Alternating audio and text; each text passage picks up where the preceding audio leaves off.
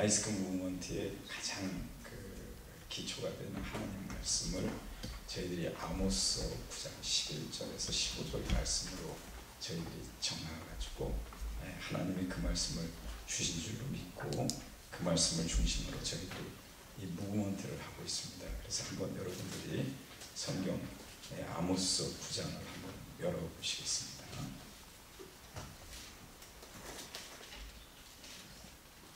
9장 11절에서 15절 말씀을 제가 봉독하겠습니다. 그날에 내가 다윗의 무너진 천막을 일으키고, 잠깐만요. 제가 지금 성경 읽는 거는 개역 한글판입니다. 개정판이 아니라서 조금 다를 수가 있다는 것을 염두에 두시면 좋겠습니다. 그래서 그날에 내가 다윗의 무너진 천막을 일으키고 그 틈을 막으며 그 퇴락한 것을 일으켜서 옛적과 같이 세우고 저희로 에돔의 남은 자와 내 이름으로 일컫는 만국을 기업으로 얻게 하리라. 이는 이를 행하시는 여호와의 말씀이니라. 여호와께서 가라사대 보라, 날이 이를지라. 그때 밭가는 자가 곡식 빼는 자의 뒤를 이으며 포도를 밟는 자가 씨 뿌리는 자의 뒤를 이으며 산들은 단 포도주를 흘리며 작은 산들은 녹으리라.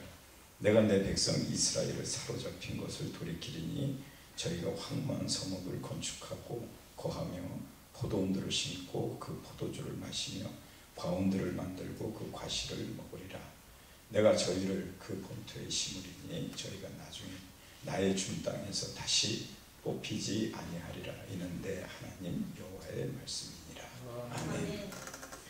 이 말씀이 아주 우리에게 그 기초가 돼서 이 말씀을 중심으로 저희가 나이스크 무브먼트를 하고 있는 겁니다. 그래서 이 말씀의 이제 뜻을 이렇게 정리를 해보면 왜 예배 회복이 중요하냐, 왜 예배 회복을 예배 회복 운동을 하느냐, 그리고 왜 우리가 예배를 잘 드려야 되느냐, 이런 질문을 우리가 하게 돼요. 그런데 예배를 우리가 하나님이 받으실 만한 예배를 드리는 걸 잘 드린다고 그러잖아요. 그러니까 우리가 예배를 잘 드린다는 말이 그런 뜻이라고요. 그래서 예배를 잘 드린다, 예배를 우리가 하나님의 기뻐 받으시는 예배를 드리게 되면 하나님께서 만국을 기업으로 주겠다고 그렇게 약속을 하셨어요. 그러니까 만국을 기업으로 예배 회복, 그러니까 예배를 성공하면, 우리가 성공이라고 그렇게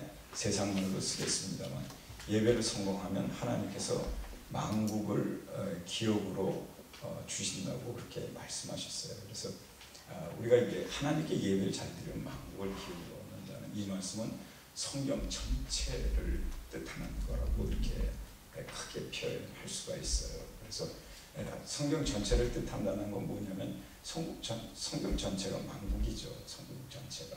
그래서 이제 하나님께서 우리에게 기업을 주겠다고 하는데, 이 기업은 이제 우리가 흔히 이제 우리가 말할 때 하나님께서 우리에게 주시는 상속이에요. 상속.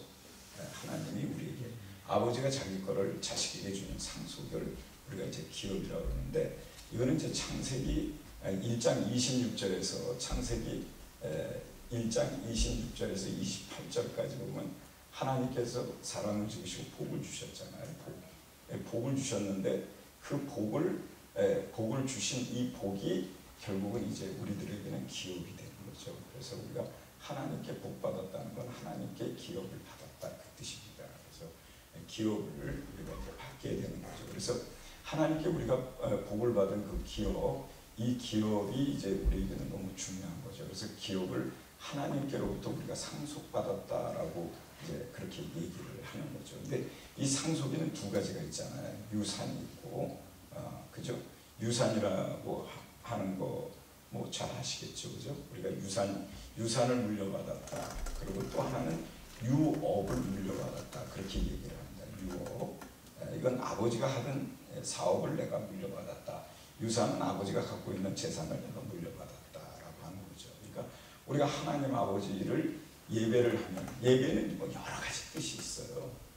예배는 여러 가지 뜻이 있는데, 우리가 이제 쉽게 얘기하면 예배를 뭐 만남이라고도 그렇게도 얘기하고요, 사랑이라고도 얘기하고, 뭐 내용이 너무 많아서요. 그러나 이제 예배라고 하는 자체는 하나님을 높인다, 하나님을 섬긴다 하는 그런 의미가 있다고요. 그러니까 우리가 하나님을 잘 섬기면, 하나님을 높이면, 하나님을 만나면, 하나님과 교제를 하게 되면 뭐 이런 여러 가지 의미가 있죠. 그래서 우리가 그렇게 될 때 하나님께서 우리에게 상속을 하시고, 뭘 상속하느냐? 기업을 상속하시는데 그 기업은 유산과 유업을 준다. 그래서 우리 성경에 보면 예배를 성공한 사람은, 하나님께 예배를 성공한 사람은 그 하나님께로부터 복을 받는데, 어떤 사람은 유업을 받고 어떤 사람은 유산을 받는데 사실 두 개가 똑같은 의미를 가질 수가 있어요. 우리가 굳이 분리하면 이렇게 분리하지만 말이죠. 그래서 우리가 이제 부모와 자식 간에도 보면은 아브라함이 이삭에게 재산을 물려주잖아요. 그죠?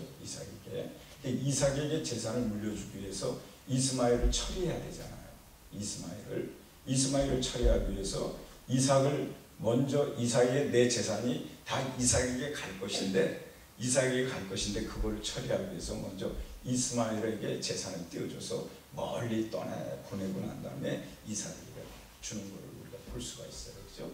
또 이삭은 야곱에게 줬을까요? 야곱에게 주지 못했지만 그러나 이제 유업을 줬잖아요. 그래서 아버지가 하던 사업을 야곱이 물려받게 됐어요. 그 야곱은 재산을 어디서 벌어왔느냐? 삼촌네 집에 가서 거기서 벌어갖고 그래가지고 이제 들어오게 됐죠. 그래서 성경을 보면 전부 그런 내용으로 되어 있죠. 그런데 이 유업과 유산이라고 하는 이 상속은 이제 우리가 구원이라고 하는 것에도 똑같이 적용이 돼요.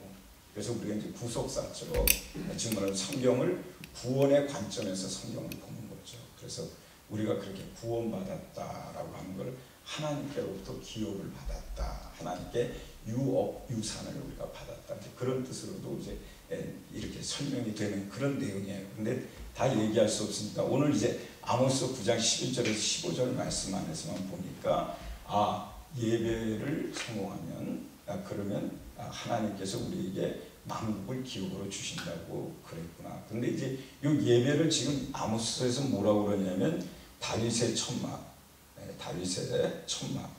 천막을 일으키라 이렇게 돼 있어요. 일으키라.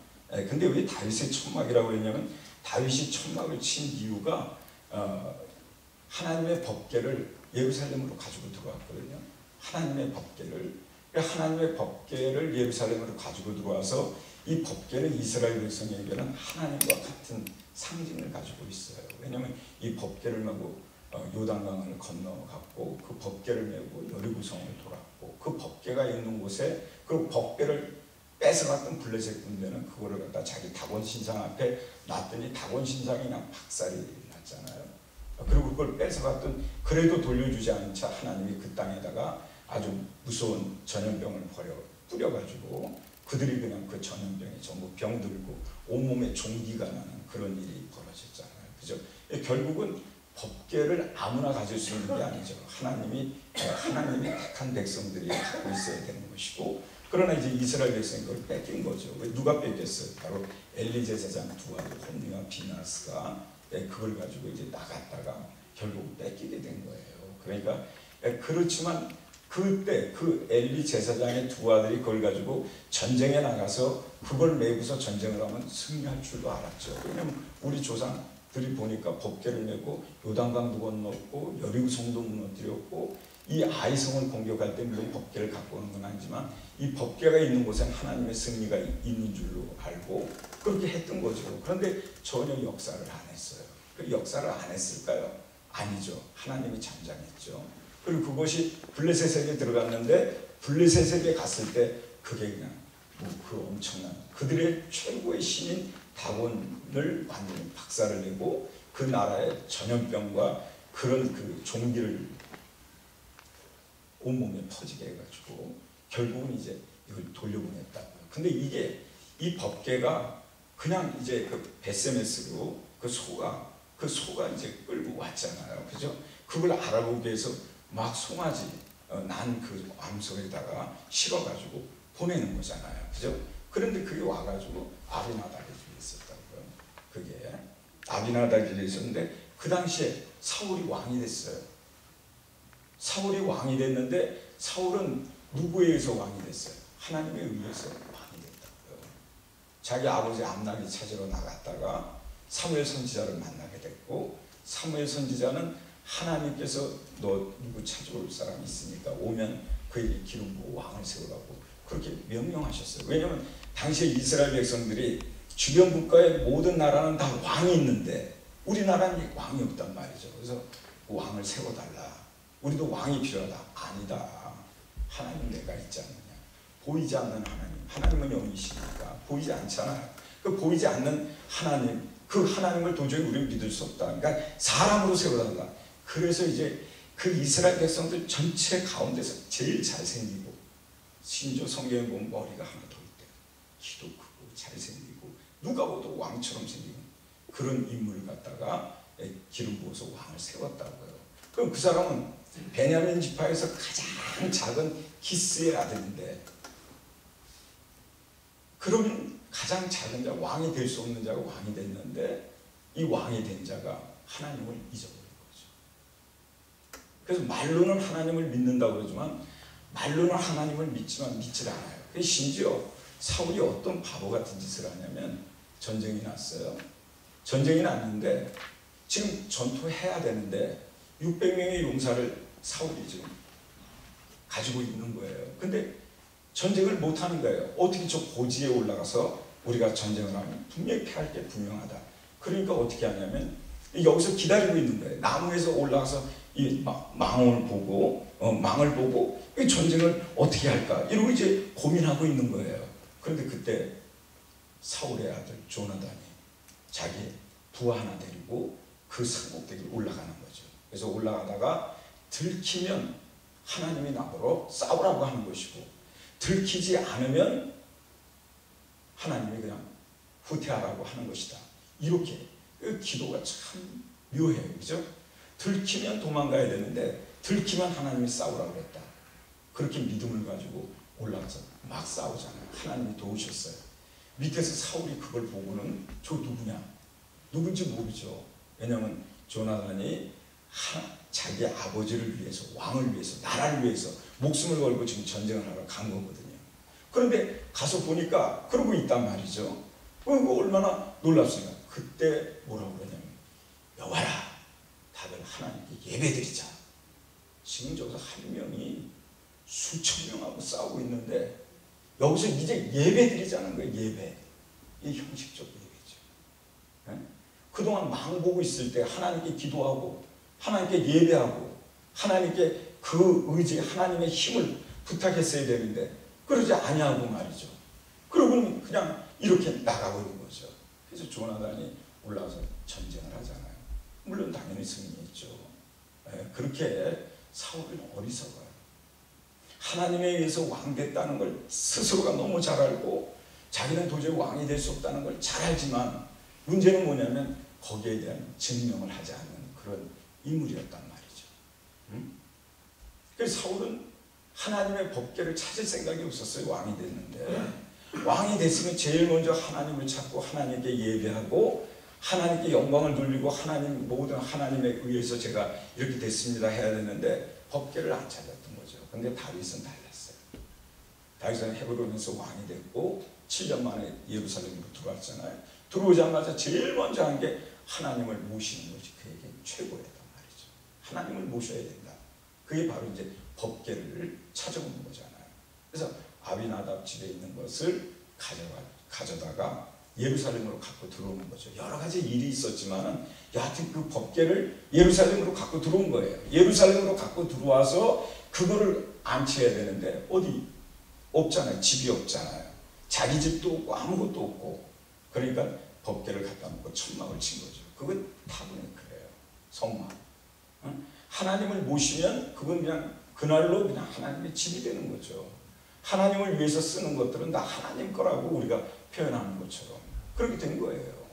그래서 예루살렘의 다윗의 천막은, 장막은 이것은 그냥 보통의 장막이 아니고 이건 하나님의 집이에요. 하나님의 집. 왜? 하나님 오셨으니까. 그럼 그 법궤 우리가 늘 얘기하잖아요. 그 법궤 위에 하나님이 임재하셨거든요. 그게 옛날 출애굽 때 그 성막 안에 있었던 법궤예요. 그렇기 때문에 거기서 우리 주님이 우리를 만난다고 했기 때문에 성막은 하나님의 집이라고요. 그것은 좀 굉장히 중요해요. 저는 개인적으로 이렇게 얘기하지만 오늘날 이제 교회에 대해서 많은 사람들이 얘기를 해요. 성전과 교회 이거에 대해서 많이 얘기하는데 그때마다 이제 늘 제가 이렇게 그 마음속에 있는 게 뭐냐면 너무 오늘날은 예배당을 너무 멸시해요. 너무 멸시해요. 예배당을 어느 정도로 멸시하냐면 우리가 예배를 드리는데 그냥 춤추는 댄스홀에서도 예배 드릴 수 있다. 그렇게 생각을 해요. 그리고 우리가 예배 드리는데 우리가 영국에 오면 그 조그만 그 골목에 있는 골목 그 가게들 거기서 다 맥주 팔잖아요. 밥 놓고 맥주 놓고 앉아서 바이블 스타디 한다. 그런 것들에 대해서 굉장히 무감각해지고 그러는 거죠. 아니 예배당 이렇게 멋있는 예배당이 있고 여기서 아무리 우리가 크게 찬양하고 통성으로 기도해도 누가 뭘 할 사람이 없는데 여기서는 이상하게 성경 공부가 안 되는데 저기 맥주집에 가서는 성경 공부가 되고 티샵에 가서는 이 성경 공부가 되고 거기서 모인다고 그러면 안 나오던 사람도 다 나오는데 교회에서 모이자고 그러면 안 나온다는 거죠. 우리 주님이 말씀하셨잖아요. 교회에 모이기를 피하는 자들은 이 마지막 때 사탄이다. 뭐 꼭 그렇게 얘기하는 건 아니지만 정말 그 피하는 자들은 안 된다고 그랬잖아요. 그 이상해요. 지금은 아니 3일밤 예배가 교회에서 예배를 드려야 되는데 집에서 예배 드리는 걸 더 좋아해요. 그래서 3일밤 예배가 교회에서는 사라지고 있고 오히려 3일밤 예배가 집집마다 다 들어가서 되어 있다고요. 그게 교회가 이렇게 크게 질 이유가 하나도 없는 그런 모습으로 흘러가고 있다고 저는 그걸 굉장히 간절히 안타깝게 생각을 하죠. 어떻게 하든 우리 정말 그리스도인들은 어떻게 하면 교회에 이렇게 중심적으로 모일까 하는 그런 삶을 살아야 되는데 점점 빠져나가서 정말 주일에 한 번 모이기 위해서 이 수천만 불을 들여서 예배당을 꼭 줘야 되는 하는 이런 그 성교관을 가지신 분들이 그런 얘기들을 많이 하는 거에 대해 충분히 저도 그 이해를 하죠. 그만큼 우리가 교회에서 모이지 않는 거예요. 그래서 그 하나님의 법궤가 만약에 이 다윗의 천막에 없다면 뭐 이거 아무것도 아니죠. 그죠? 이건 다 그냥 뜯어서 바꿔도 되고 아무 상관이 없어요. 그러나 이제 여기에 법궤를 모셨기 때문에 다윗의 천막이 되는 거죠. 그래서 이렇게 다윗이 이 예루살렘으로 법궤를 가지고 들어온 다음에 그 법궤 놓는 곳에 천막을 치고 거기서 보면은 그 안에 그 법궤를 친 다음에 제사장들의 반차를 다 정했어요. 성가대 반차를 다 정했어요. 반차라는 건 아시다시피 순서잖아요. 그죠? 그래서 성전의 등불이 꺼지지 않게 했고 그렇게 된 거죠. 그러니까 다윗의 천막을 치면서 다윗이 법궤를 예루살렘으로 갖고 들어오면서 천막을 치고 그곳에 완전히 예배가 회복이 됐다. 그래서 다윗의 일생이 그래서 그 참 하나님께 정말 은혜로운 삶을 살 수 있었고 마지막 순간에 우리 하나님께서 약속하신 대로 솔로몬에게 왕위를 넘겨주는 그런 축복이 있었고 또 느헤미야 유다 지파로 왕권이 쭉 내려가서 끝까지 갔지만은 이 북쪽 이스라엘 같은 경우는 다르잖아요. 북쪽 이스라엘은 여로보암에 의해서 나라가 세워졌잖아요. 여로보암이 어떤 사람입니까? 솔로몬 시대에 솔로몬에게 반격하고 저항했던 사람 아니에요. 그죠? 그 사람도 정말 어머니 과부의 몸에서 태어나서 과부의 어머니를 두고 있는 그런 사람이 열심히 일하다 보니까 솔로몬의 눈에 띄었다고요. 그래서 이 정말 공사의 감독으로 세워지고 그랬지만 자기 눈으로 볼 때 솔로몬이 막 타락을 해가지고 너무 자기 왕위를 높이려고 많은 공사를 하게 되고 백성들은 거기 신음한 걸 보고 막 가슴이 아파가지고 솔로몬에게 반기를 들었던 거 아니에요. 솔로몬이 어떻게 하겠어요?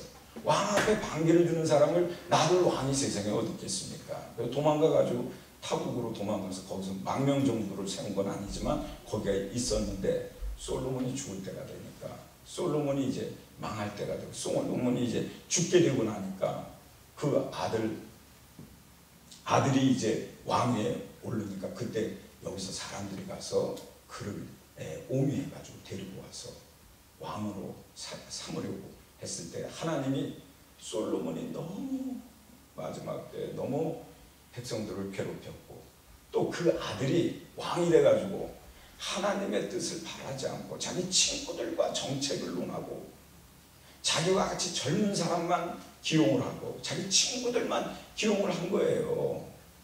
그러니까 그게 안 되잖아요. 나이 드신 분이 있어야 되잖아요. 왜냐하면 그들의 경륜이라는 게 있잖아요. 경륜.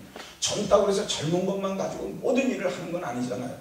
요즘 우리 뭐 성도님들도 아시지만 요즘 뭐 세리가 다 30대 뭐 총리가 되고 막 그러지 않습니까? 그게 모든 나라가 그렇게 되는 건 아니겠죠. 그죠? 근데 이 나이 드신 분들의 경륜을 인정할 줄 아는 그런 젊은 지도자가 돼야 되는데 그냥 젊다는 거 하나만 가지고 그렇게 하다가 하나님은 결국 그래서 여로보암을 갖다가 북이스라엘 왕국을 창건할 수 있도록 기회를 주고 북이스라엘을 만들잖아요. 근데 그 자는 왕이 된다면 한 게 뭐 있어요?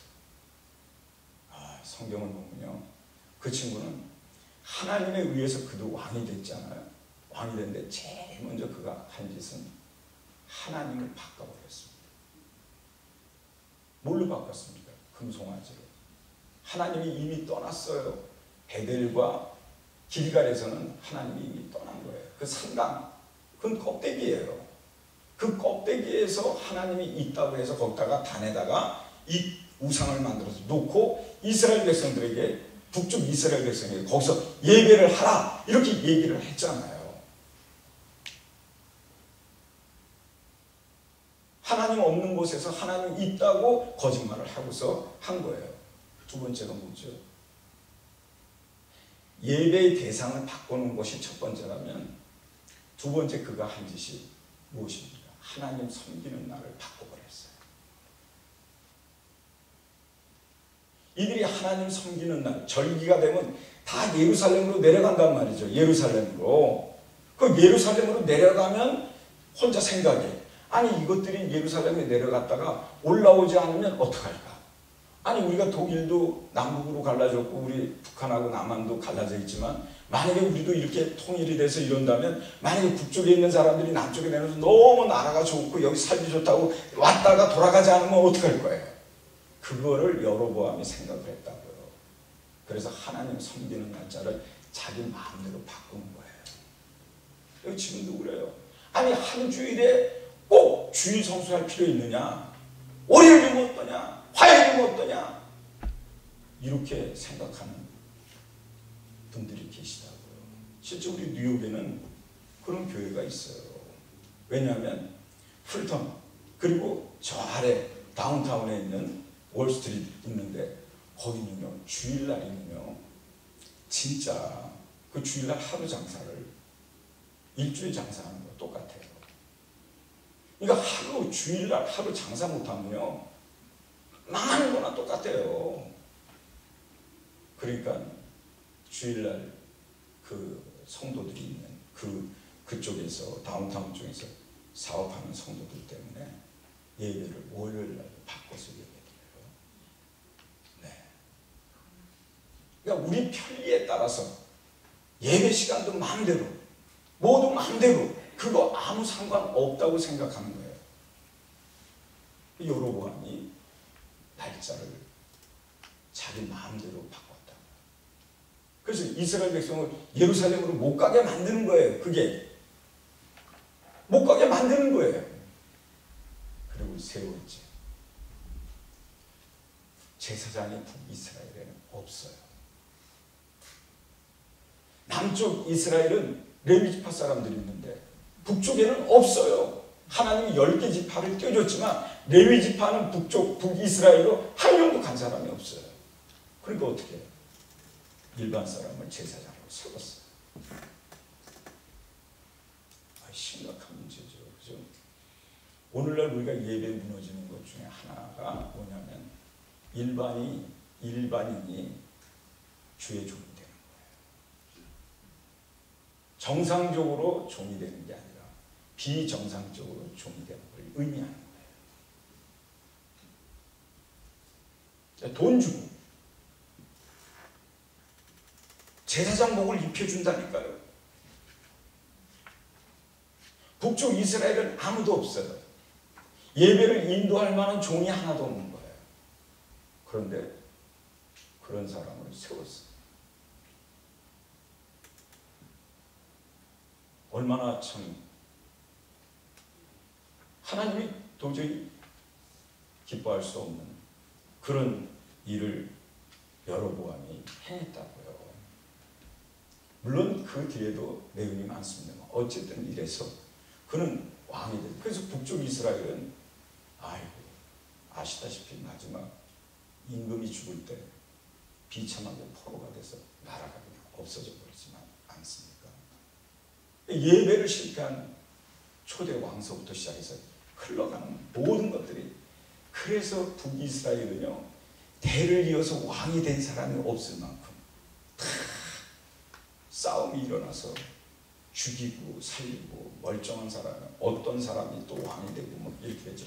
남쪽은 다윗의 그 계보에서 쭉 왕이 이어져 가는 것은 하나님의 약속이 그대로 유효했다는 것을 우리에게 보여주고 있다. 그래서 다윗이 이 예배를 정말 소중히 여겼던 거죠. 하나님 섬기는 것을 가장 우선으로 섬겼던 거예요. 그런데 하나님이 다윗에게 기업을, 만국을 기업으로 주심으로 말미암아 그의 상속권은 아주 굉장히 놀라운 거죠.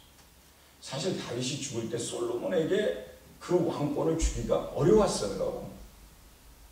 그런데 하나님이, 물론 뭐 그 옆에 누구도 있었고 다 있었지만, 그러나 하나님이 그것을 끝까지 지켜주심으로써 그 계보에서 계속 상속권이 쭉 내려가서 예수 그리스도까지 오게 된 거죠.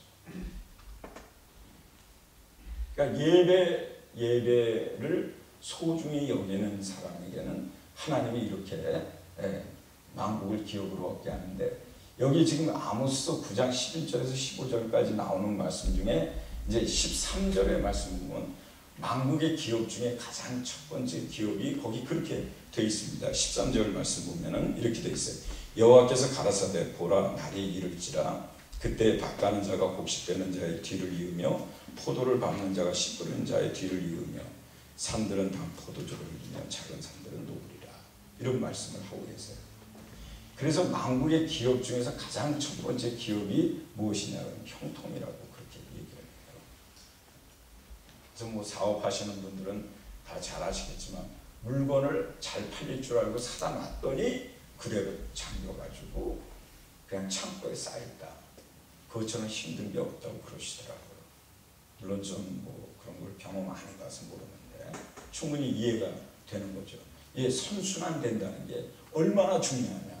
마진이 크고 작고 상관없이 선순환되는 것처럼 중요한데, 이게 뭐 밭 가는 사람이 땅을 가는 사람 뒤에 씨 뿌리는 사람 뒤를 쫓아가고, 그리고 곡식 빼는 자가 또 뒤를 쫓아가고, 얼마나 참 복된 삶인가 하는 것을 우리 주님이 말씀해 주신 거죠. 그래서 예배가 성공하면 형통한 하나님의 상속권을 받게 되겠다, 이런 뜻이 된다고 그렇게 이제 볼 수가 있다는 거죠.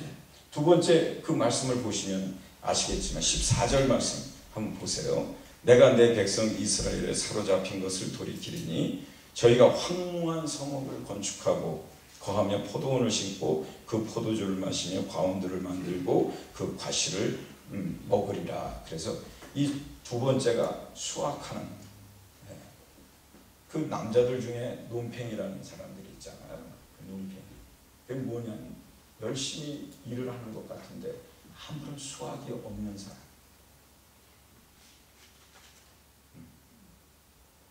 방향을 잘못 잡아서 그렇죠. 그죠? 방향을 잘못 잡아서. 우리가 보통 흔히 얘기할 때 그렇게 뭐 저렇게 열심히 뛰어다니는데 왜 저 사람은 아무것도 얻는 게 없을까? 이게 참 심각하죠. 제가 어렸을 때 제가 알고 있는 어떤 장로님이 계세요. 근데 그 장로님이 그냥 그렇게 바쁘게 다니세요. 근데 장로님이 안 되실 분인데 목사님이 그 아내 되시는 권사님이 워낙 신앙이 좋으니까 남편을 그대로 그냥 놔둘 수가 없어서 어떻게 해서 약간 장로로 간신히 새로 드렸다고 그러더라고요. 근데 그분이 건축위원장을 맡으셨어요. 건축위원장을 맡아가지고 건축위원장이 되셔가지고 얼마나 열심히 뛰어다니시는지요. 뭐 정관계에서부터 시작해서 다 뛰어다니는 거예요. 뭐 얼마나 그렇게 열심히 했는지. 그렇지만 결과는 그분이 그렇게 뛰어다닐수록 계속해서 일이 꼬여가지고 어려워지고 나중에 목사님이 그러셨다고 그래요. 장로님 미안합니다. 이번엔 건축위원장을 바꾸든지 아니면 누구 한 사람 좋은 분하고 같이 하면 좋겠습니다. 그랬다고 그래요. 그분이 직접 저한테, 그 장로님이 저한테 고백하는 거예요. 나는 평생에 어떤 일을 해도 한 번도 열매를 본 적이 없다고. 그 이유가 뭘 것 같냐고 저한테, 저 어렸을 때 저한테 물어보시더라고요. 그때 제가 20대였는데 뭐 할 말도 없고 또 감히 말씀드릴 수도 없는 거. 그냥 장로님이니까 기도해 보세요. 그냥 그렇게 말하는데 그런 것과 같은 거예요. 우리 인생을 살아가는데 뭔가 하고 나면 열매를 꼭 얻어야 되는 거지만 열매가 어떤 형식으로도 맺어지게 돼 있잖아요. 뭐 우리가 흔히 말하는 그런 밤나무라도 산에 있는 산밤나무라도 요만큼도 열리는 거 아니겠어요? 그죠? 그런 것을 얘기하는 거죠. 그러니까 예배가 성공되면, 예배를 승리하게 되면, 예배가 살아나면 반드시 수확하는 열매. 그래서 콩 심은데 콩은 나야 될 거 아니겠어요? 콩 심은데 돌이 나오면 안 되잖아요. 그런 게 이제 중요하다는 거죠. 그 15절 말씀을 보면 15절에는 그렇게 되어 있어요. 이렇게 말씀하고 있어요. 뭐라고 되어 있냐면 내가 저희를 그 본토에 심으리니 저희가 나의 준 땅에서 다시 뽑히지 아니하리라. 이는 내 하나님 여호와의 말씀이니라 라고 되어 있는데, 여기 이제 본토라고 하는 것은, 본토라고 하는 이 말은 결국 뭐 이스라엘 역사적으로 보면 본토라는 것은 이스라엘로 돌아간다는 그런 의미겠죠. 그죠? 근데 이거를 조금 더 발전시켜서 우리가 이해를 하면 이 본토에서 뽑혀서 버려지는 인생, 이 구원에서 빠지는 인생이죠. 근데 이 구원에서, 한 번 구원받은 사람이 구원에서 잘릴 수가 있느냐? 없다고 생각을 해요. 그럼 이런 사람은 본토에 심기지 못하고 뽑혀나가는 사람은 그럼 어떤 사람이냐? 그냥 저 혼자 생각에 이 사람들은 원래 구원받은 사람이 아니에요. 구원받은 것처럼 지금까지 신앙생활을 해왔지 구원받은 게 아니라는 거죠. 그렇기 때문에 뽑혀나가지 어떻게 구원받은 사람이 뽑혀나갈 수가 있겠느냐? 그렇게 생각을 해보는 거예요.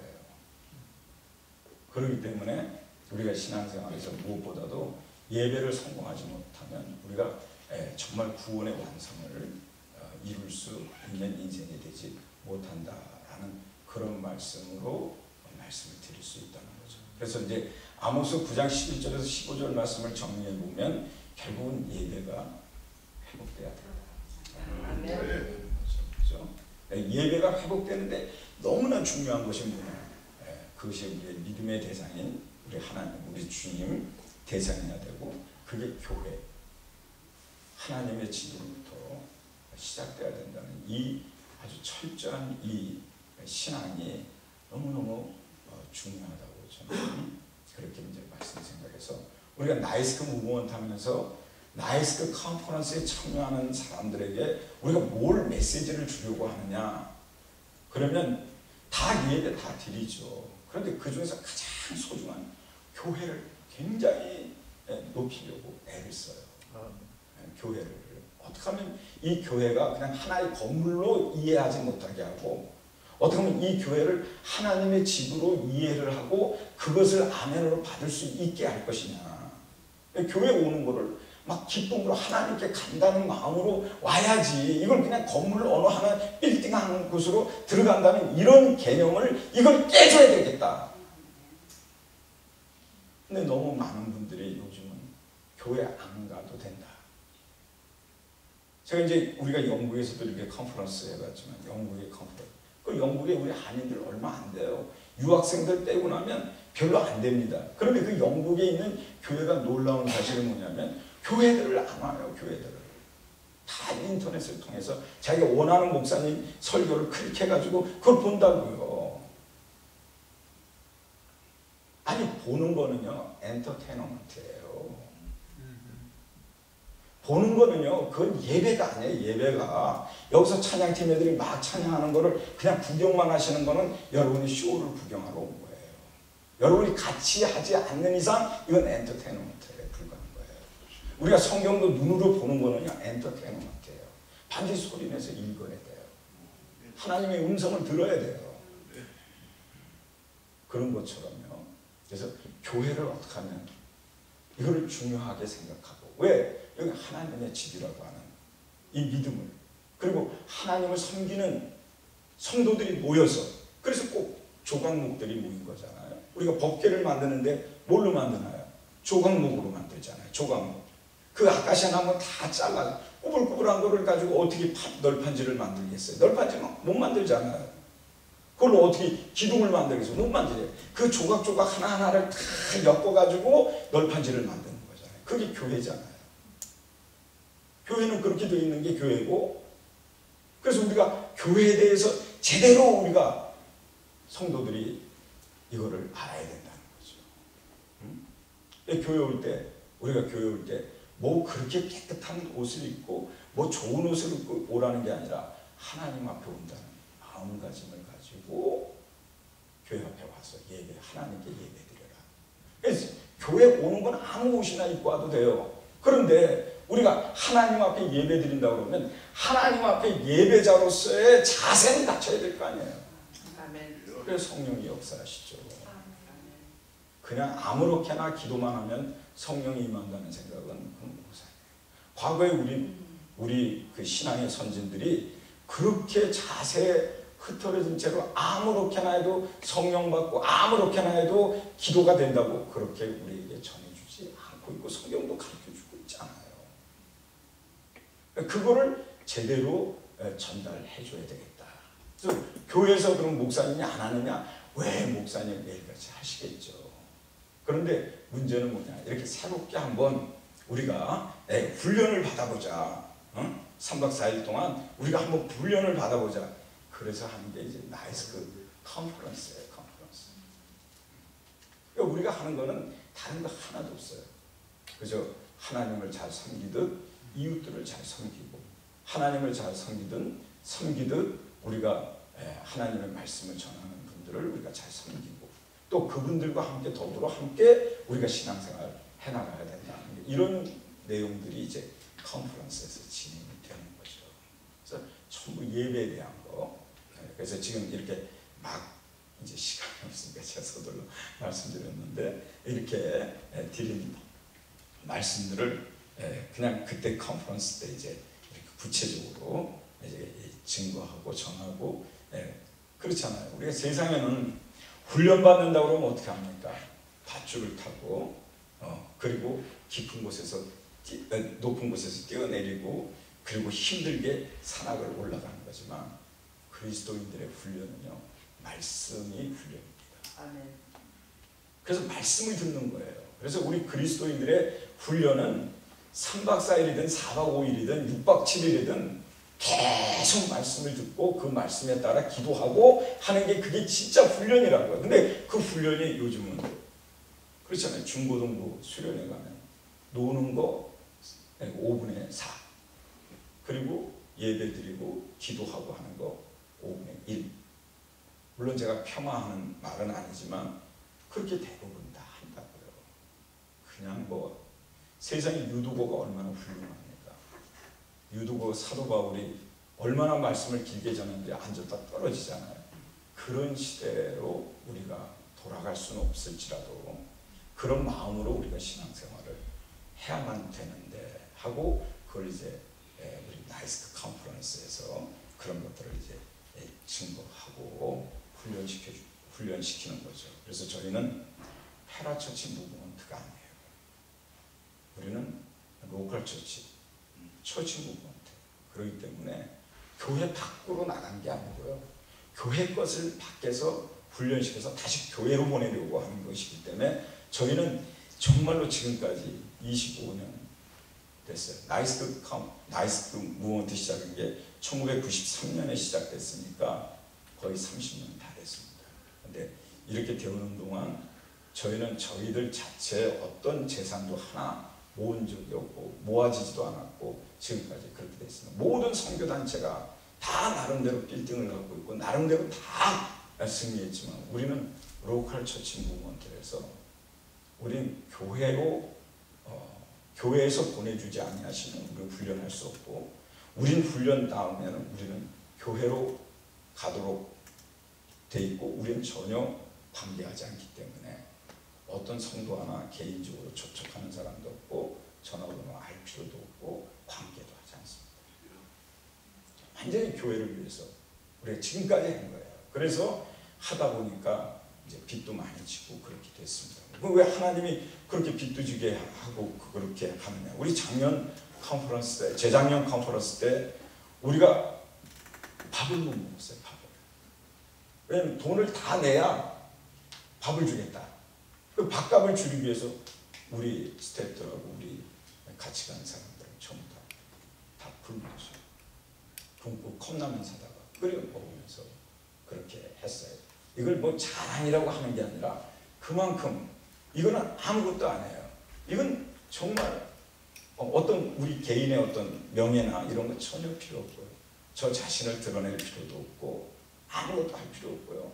그냥 교회 그리고 예배 이 두 가지의 이슈만을 가지고 저희들이 지금까지 한 거죠. 그래서 오늘 이 말씀드린 건 이렇게 예배가 중요하다는 거 다 알고 계시지만 다시 한번 인식해서 이번 나이스 무브먼트의 우리 나이스 컨퍼런스가 내년도 이제 해요. 근데 이걸 정한 게 벌써 4년 됐어요.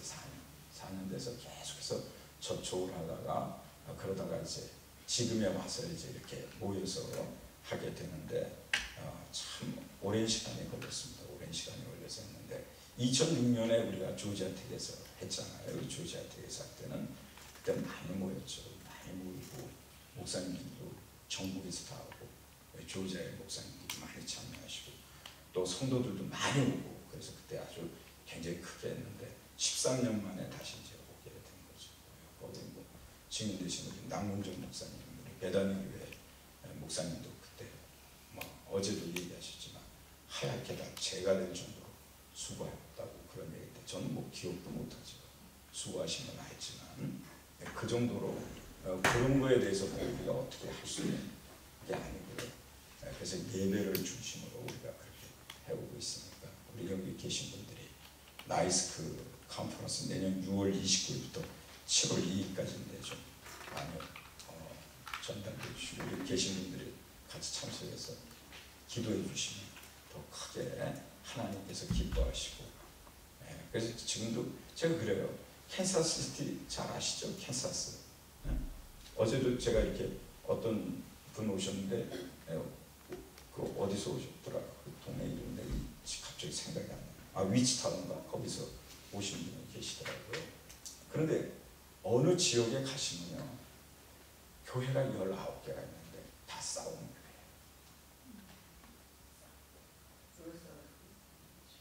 교회 19개가 있어요. 그 시리 안에 우리 한인교회가 다 싸워요. 목사님들이 목회하는 그 현장이요 3개월입니다. 전화하고 나면 밖에 계시고 거긴 다 맥주 놓고 구역 예배드리고